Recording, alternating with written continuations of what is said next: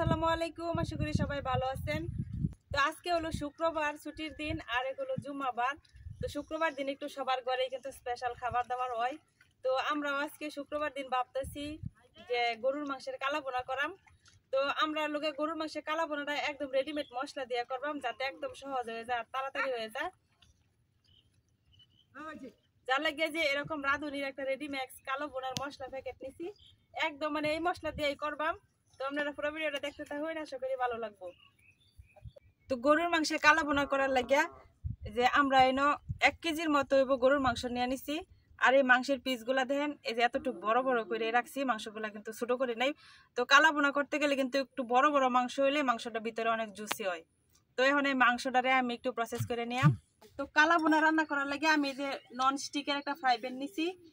তো আমার ফ্রাই প্যানটা এরকম কালো, কারণ মাটির চুলায় রান্না করলে তো কালো হয়ে যায়।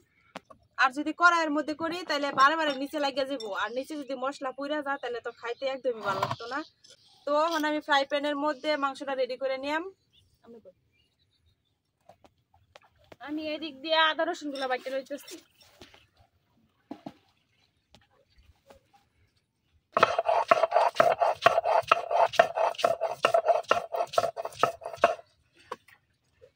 ফ্রাই প্যানের মধ্যে আমি মাংসটা দিয়ে দিতেছি। রেডি মিক্স মশলা দিয়ে রান্না করলে একদম সুবিধা, মানে কোনো ঝামেলাই নাই। বেশি বাটাবাটি কাটাকাটিরও দরকার নাই, বেশি মশলারও দরকার নাই, শুধু আদা রসুনটা হইলেই বাটলেই।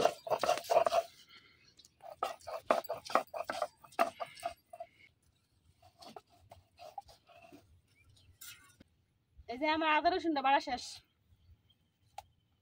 এখন আমি রাঁধুনি রেডি মিক্স কালা বোনার মশলার প্যাকেটটা খুলি।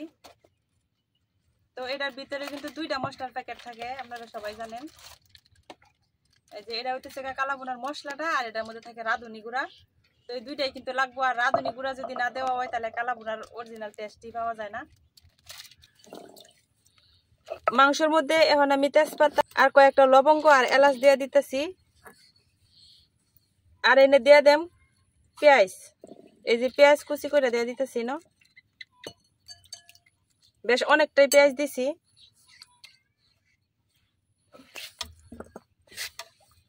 আর দিয়ে দেম হলো না আদা আর রসুন বাটা।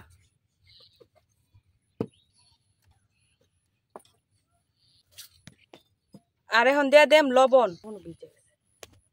তো লবণ দেওয়া হয়ে গেছে। এখন এই কালো বোনার মশলার প্যাকেটটা আমি কাটতে এখান থেকে অর্ধেকটা মশলা দিয়ে দেম, কারণ এইখানে যেটুক পরিমাণ মশলা আছে 2 কেজি মাংসের জন্য। তো আমরা যেহেতু 1 কেজি মাংস নিচ্ছি, যার কারণে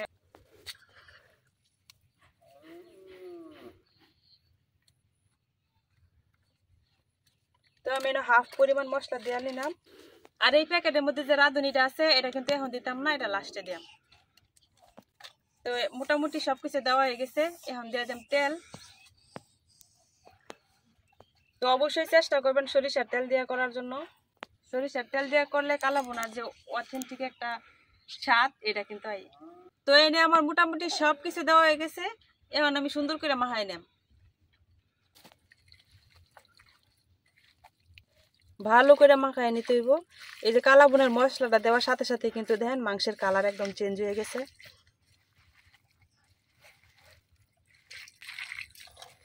তো এই যে আমার মাংস মাখানো হয়ে গেছে। এখন আমি হাতটা ধুইয়া এনে অল্প পানি দিয়ে দেম। এই যে এইটুক পানি দিছি। এখন সরাসরি চুলাই বসাই দেম।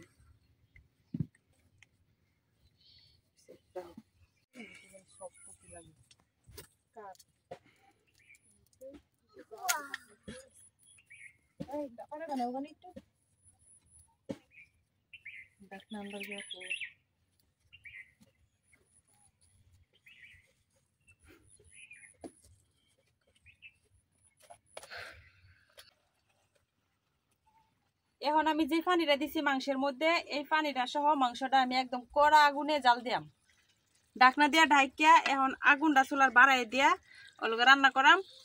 মাঝখানে আবার ঢাকনা উঠাই উঠাই একটু একটু নাড়াচাড়া করে দিয়াম। আব্দুল্লাহ, এটা কি জাল? এটাতে কি করবা? মাছ মারবা?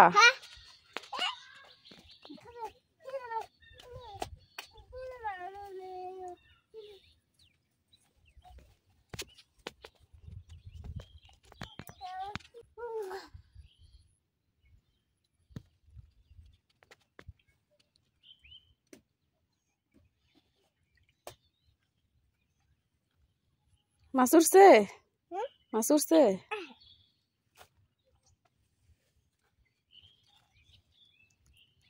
কটা পাইছো? আব্দুল উঠছে না এখনো। উঠছে? লেও লেও।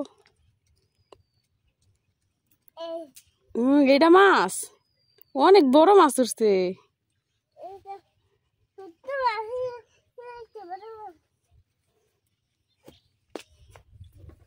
মাছটা দেখাও,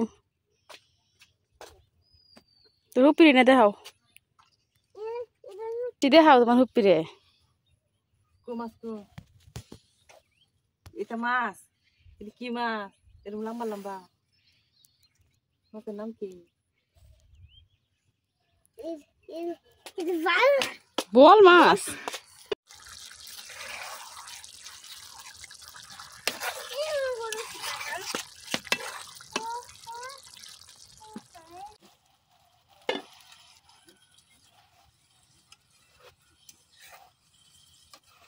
এই যে আমার মাংস থেকে কিন্তু যতটা পানি উঠছেন সবটা পানি কিন্তু একদম টাইনা গেছে। এই যে এখন কিন্তু মাংসতে আলাদা কোনো পানি নাই, যেটুকু আছে মশলা আর তেল। তো এই অবস্থায় এখন আমি গরম পানি দিয়ে দেব মাংসটা সেদ্ধ হওয়ার লাগে। তো এই যে গরম পানি আমি একবারে মাংসটা ডুবাইয়া পানি দিয়ে দিছি। পানিটা এমন ভাবে দিছি যাতে মাংসগুলা ডুইবা থাকে। অনেকেই আছে যে গরম পানি একটু পরে পরে দেয়, আবার কষায় আবার দেয়। তো এইভাবে দিলে তো অনেক ঝামেলা, যার কারণে আমি একবারে পানিটা দিছি, একবারে মাংসটা সিদ্ধ হয়ে যাব, আর কিন্তু পানি দেওয়া লাগতো না। এখন ডাইকা মাংসটা রান্না করাম, আর মাঝখানে ডাকনা উড়ায় ওটা একটু লাড়াচাড়া করে দিয়াম।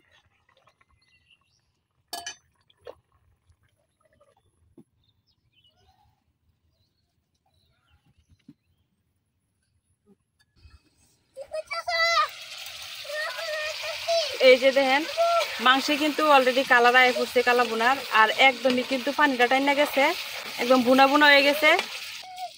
তো এই পর্যায়ে এখন আমি দিয়ে দেব হলো যে রেডি মিক্স মশলার ভিতরে যে আরেকটা মশলা ছিল রাঁধুনি, এই রাঁধুনির মশলা এখান থেকে অর্ধেকটা দিয়ে দেম, কারণ এনে 2 কেজি পরিমাণ মাংসের লেগে দেওয়া।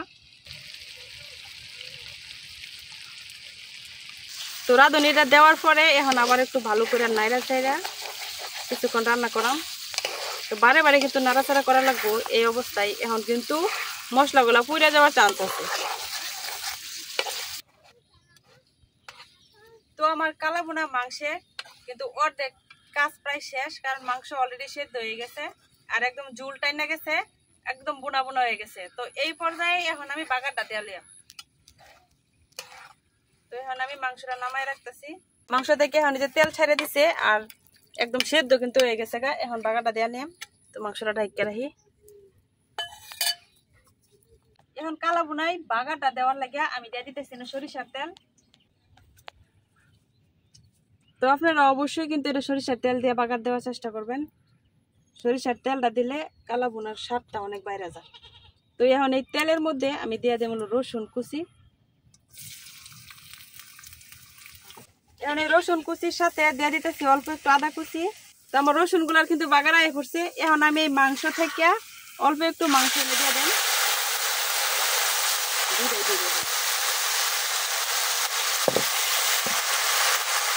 দেওয়ার সাথে সাথে ডাইকা দিলাম যাতে বাগারের গন্ধটা না যায়।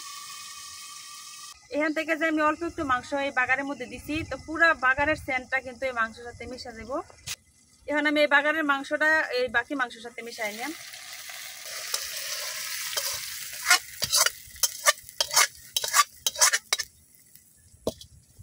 এখন আবার চুলাই বসাই দিতেছি, আর এখন খুব ভালো করে এই বাগারের মাংসটার সাথে বাকি মাংসটা মিশাইম। এখন আবার ঢাইকা রান্না করাম। তো বাগার দেওয়া হয়ে গেছে, এখন আবার ঢাইকা রান্না করাম, আর একটু পরে পরে নাড়াই ছাড়াই দিয়াম। তো এইভাবে কয়েকবার রান্না করলে কিন্তু একদম কালাটাও আয় পড়বো, আর আমরা কালা বোনাও কিন্তু রেডি হয়ে যাবো। তো এই অবস্থায় কিন্তু আমি চুলার মধ্যে আগুন দিতাম না, চুলায় যে কয়লার আগুন আছে এই আগুনে রান্নাটা হইব।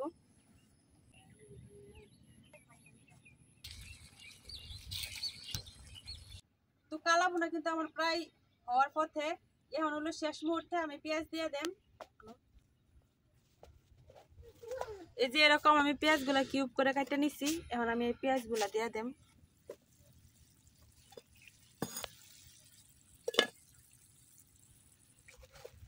পেঁয়াজগুলা দিয়ে আর একটু নাড়াচাড়া করে নিলাম। তো পেঁয়াজগুলা দেওয়ার পরে খুব সহজে কেমনে বোঝা যাবে যে কালা বোনা হয়েছে, যদি পেঁয়াজগুলা নরম হয়ে যায় তার মানে কালা বোনাও রেডি। তখন আর কিছুক্ষণ রান্না করাম।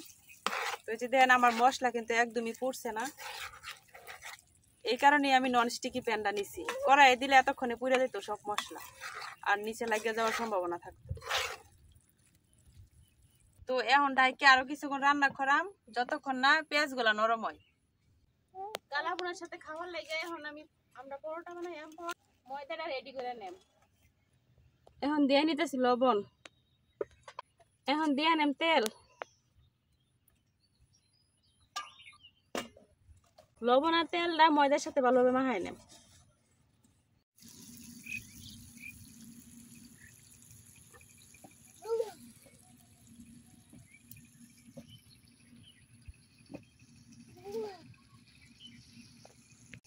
তেল আর লবণের সাথে আমি ময়দাটা খুব ভালোভাবে মাখাই নিছি।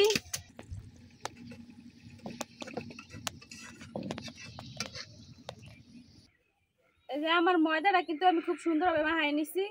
এখন এটা থেকে পরোটা বানাই নেম।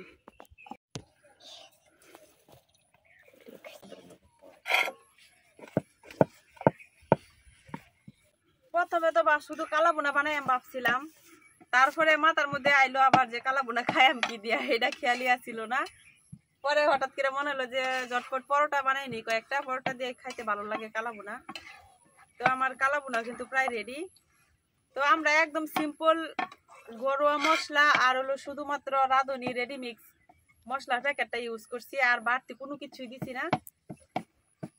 এতেও মাশাআল্লাহ অনেক সুন্দর হয়েছে। যদিও এখানে সয়া সস এগুলা যদি দিতাম, সয়া সস দিলে একদম ডার্ক কালারটা আইতো।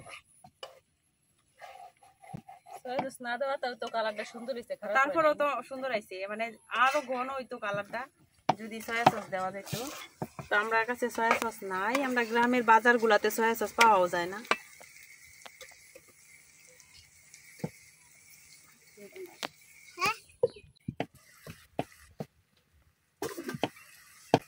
এই যে আমার কালা বোনা কিন্তু একদম রেডি হয়ে গেছে,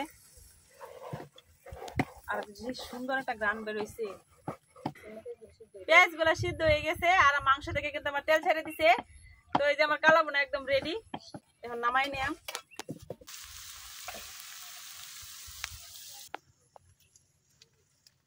তো এই যে আমার কালা বোনা হয়ে গেছে, এখন নামাই নিতেছি।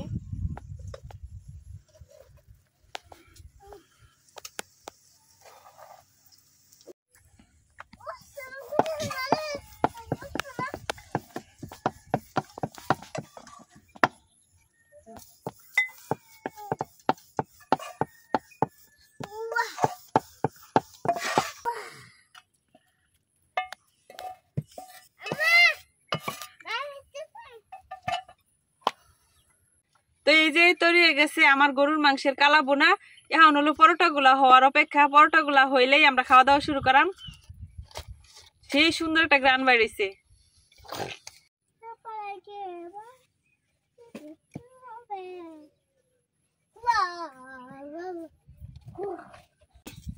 তো ভাবি পরোটা বানানি শেষ, এখন আমি পরোটা গুলা ভাজা নিয়াম, যার লাগে দেখতেছি কড়াইয়ের তেল, কড়াইয়ের মধ্যে আজকে পরোটা ভাজালাম।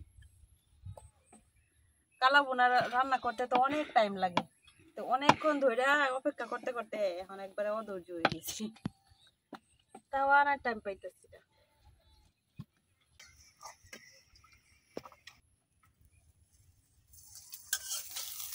এখন আমি পরোটা গুলা ভাজা নিয়াম। তো কড়াইয়ের মধ্যে পরোটা গুলা ভাজতেছি একদম অল্প তেলে। কালা বোনা রান্না করতে তো অনেক সময় লাগে, এতক্ষণ সময় ধরে মানে চুলার পারে বসে রয়েছি, যার কারণে আর তাওয়া আনি নাই, এখন কড়াই বাজা লাগে তাড়াতাড়ি খাওয়ার লাগে।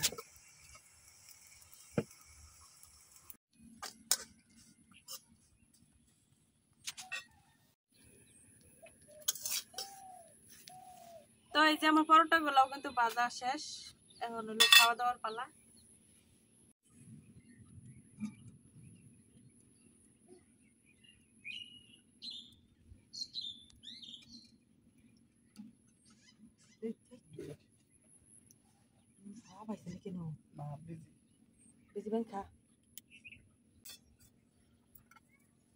মাটির চুলায় রান্না করা, এই যে আমরা কালা বোনা।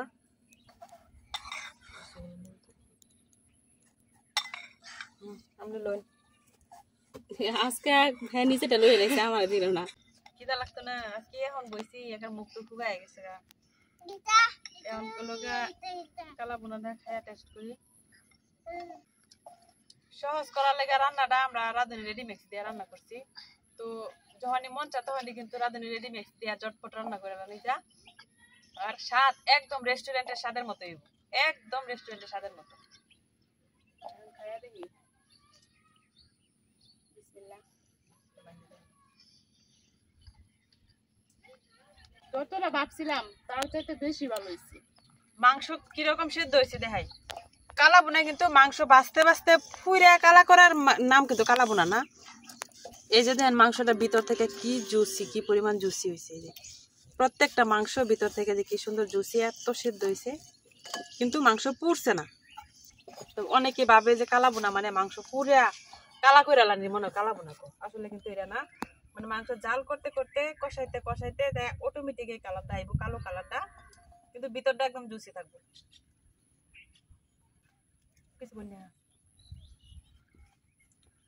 কালা ভুনাটা কিন্তু খাইতে অনেক মজা হয়েছে। আর মাংসগুলা তো মাংসটাই কোনো কথাই নাই, একবারে নরম। একবারে হাত দিয়া চাপ দিলে ভেঙে দিতেছে। এই যে আর এই যে মশলাটা, তো অনেকেই ভাবতে পারেন যে মশলা মনে হয় পুড়া যায় কালা বোনার, মশলা কিন্তু পুড়ে না। এই যে মশলাটা কি সুন্দর পুড়ে না। আর মাংসর তো কথাই নাই, এক কথায় অসাধারণ হয়েছে।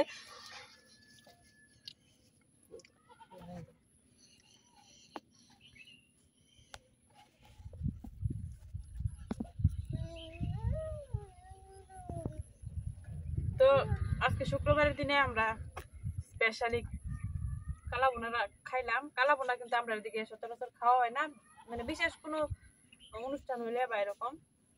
তো আজকের ভিডিও আপনার কাছে কেমন লাগছে অবশ্যই কমেন্টে জানাবেন। তো এখন আমরা খাওয়া দাওয়া করি। আজকে এই পর্যন্তই। সবাই ভালো থাকবেন, সুস্থ থাকবেন। আল্লাহ হাফেজ। আল্লাহ হাফেজ।